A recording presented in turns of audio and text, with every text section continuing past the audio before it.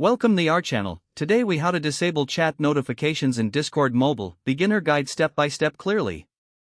Open the Discord app on your mobile device. Once the app is open, sign in to your account if prompted. Tap on the menu icon located in the top left corner of the screen. Scroll down and select the server where you want to disable chat notifications.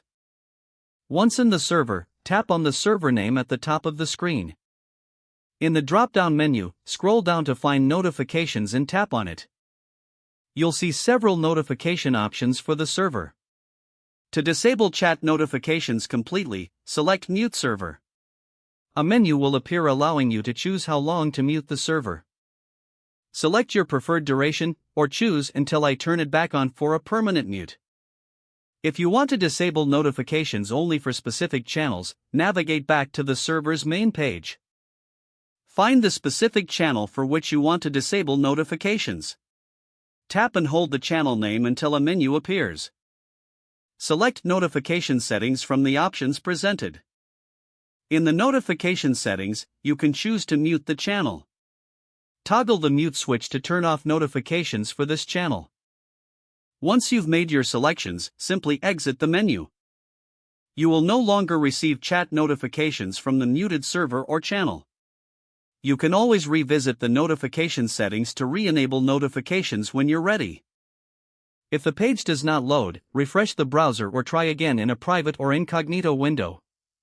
Make sure you are using the correct email address, then retype it carefully to avoid small typos. If your password is not accepted, use the reset option and create a new strong password you can remember. Check your spam folder for verification or security emails, then complete any requested confirmation steps. Enable two-factor authentication if available to improve account security and reduce unauthorized access risk. After signing in, review your profile details so your contact information and settings are accurate and current. If you see an error message, note it down and try again after restarting your device and internet connection. Log out when you finish, especially on shared devices, to keep your account and payment information. If the page does not load, refresh the browser or try again in a private or incognito window. Make sure you are using the correct email address, then retype it carefully to avoid small typos. Don't forget to like this video and subscribe to our channel for more step-by-step tech guides.